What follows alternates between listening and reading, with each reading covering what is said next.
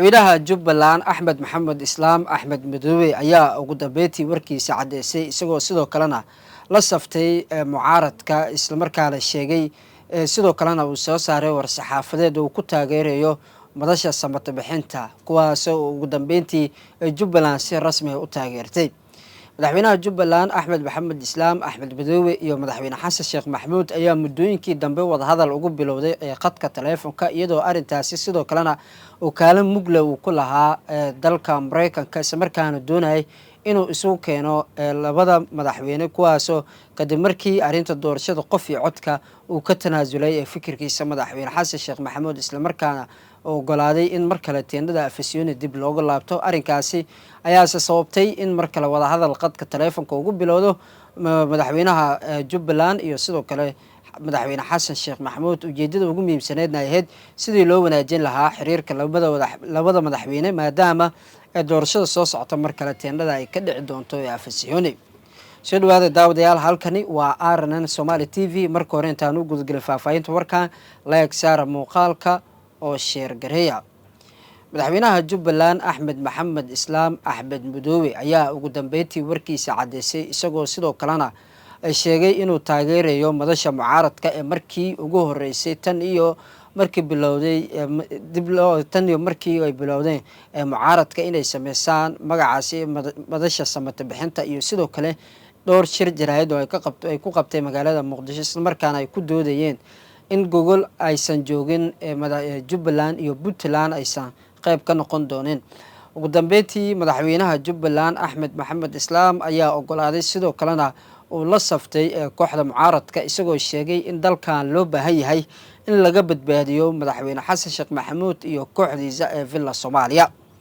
Jubbaland waxay ku candoocotay sidoo kalena sheegtay in laga maarmaan ay tahay in Soomaali oo idil ay isugu yimaadaan shir isla markaana ay yeeshaan kulan rasmi ah si ay ugu wada xaajoodaan arinta ka taagan xaaladda dalka ee maanta isla markaana war-saxaafadeedka Jubbaland sidoo kale ay soo saareen waxay ku xaqiijiyeen in Jubbaland ay ku sugan tahay iyo guud ahaan Soomaaliyaba halis oo sidoo kale aan la soo koobi karin haddii faraha looga qaado madaxweyne Xasan Sheekh Maxamuud sidoo kale Axmed Madoobe wuxuu sheegay in loo baahan yahay in kulanka la isugu imaan doono ee laga soo saaro war rasmi ah kaas oo looga hadlayo guud ahaan xaaladda dalka imika isagoo sidoo kalena xusay in loo baahan yahay in dalka laga qabto kooxda Villa Soomaaliya Jubbaland ayaa doonaysaa inay gacanta markaa sidoo kalena ay galaangal weyn ay ku yeelato sidoo kalena ay la safato kooxda mucaaradka iyagoo sidoo kalena aad u dhaliilay dowladda federaalka ee Soomaaliya Jubbaland markani waxay si rasmi ah ugu biiri doontaa madasha samata bixinta iyagoo sidoo kale war-saxaafadeedka lagu xusay inay kaalin mugle ay ka qaadan doonto si dalkan mar kale dib loogu soo celin lahaa nabadii hore ee tiilay ee dalka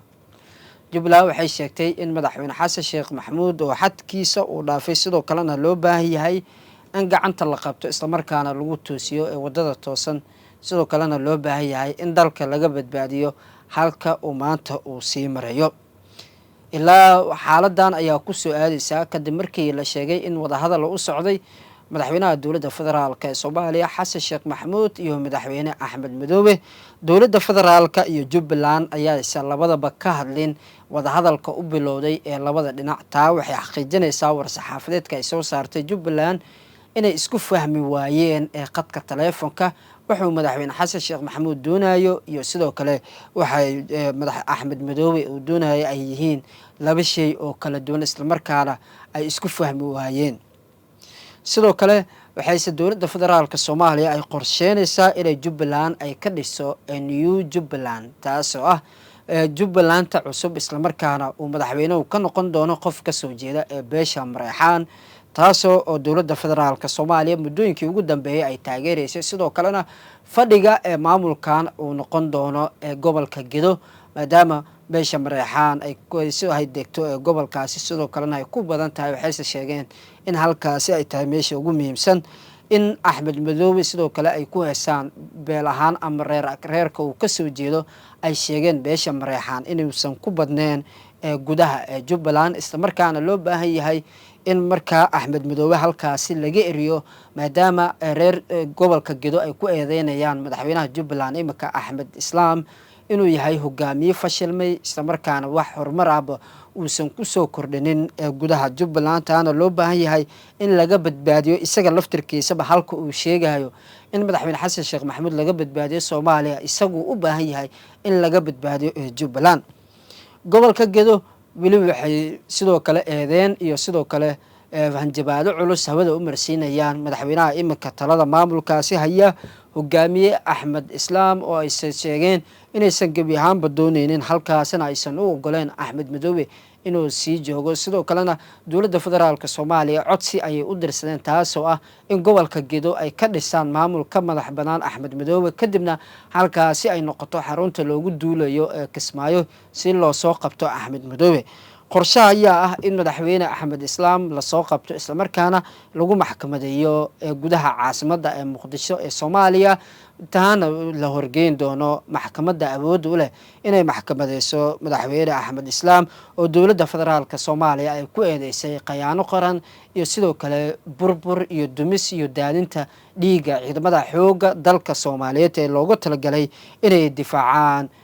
xukunka iyo inay difaacaan shacabka iyo sidoo kale madax banaanida dhuleed ee dowladda federaalka ee Soomaaliya Jubbaland ayaa sidoo kale doonaysa in halkaasi gobolka Gedo mar kale gacanta ay ku dhigto kadib markii la sheegay in madaxweyne ku-xigeenka Jubbaland Maxamuud Sayid Aadan uu halkaasi u gaadhay isla markaana ku sugnaa hareeraha sidoo kale gobolka Gedo taas oo lagu doonayo in lagu soo celiyo gobolka diyaar garow halkaasi ciidamada la geeyo sidoo kalena lagu dhiso hal mar qudha ay weerar wada qaadaan si halka mar kale gacanta ay ugu dhigaan waxaase la sheegaa warar kala duwan oo ka soo baxaya halkaasi ay sheegayeen laakiin aan la hubin in Maxamuud Sayid Aadan uu halkaasi ku xanuunsaday isaga laftirkiisa isla markaana muddooyinkii dambe la ildarnaa xanuuno ee ku soo kacay kuwaasoo la sheegay in saameyn xoogan ay ku yeesheen iyo sidoo kale cimilada uu joogo ee duurka aysan saamaxaynin inuu sii adkayso sidoo kalena xanuunada inay dib ugu soo kacaan ay sabab u ahaayeen Maxamuud Sayid Aadan ayaase laga heenin war rasmi ah laakiin la ogaa inuu ku sugnaa halkaasi gobolka Gedo hareerihiisa mar kalena uu doonayay sidii gobolkaasi gacanta looga dhigi lahaa ciidamada difaaca ee Jubbaland ayaa iyaguna sidoo kale doonayaan in madaxweynahoodii Axmed Islaam ay u huraan naftoodii mar kalena gobolka Gedo ay gacantooda ay ku soo celiyaan sidoo kalena doonayaan inay la xisaabtamaan cidda khiyaanada u geysatay Jubbaland ee ka tirsanaa ciidamada Jubbaland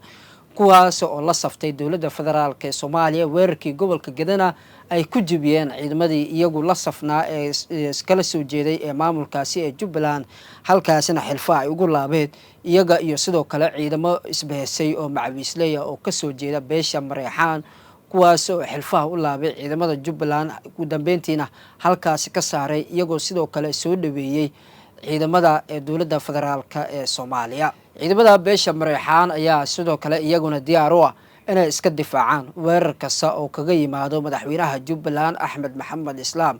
kuwaas oo doonayaan in halkaasi kula diraan Axmed Madoobe haddii isku dayo inuu mar kale gobolka dib u la wareego sidoo kalena ay galayaan dadaalo ay gelinayaan halkaasi dadaalo xoogan oo ay ku sugayaan ammaanka gobolka oo idil ay muraadka ujeedadoodana ay tahay sidii mar kale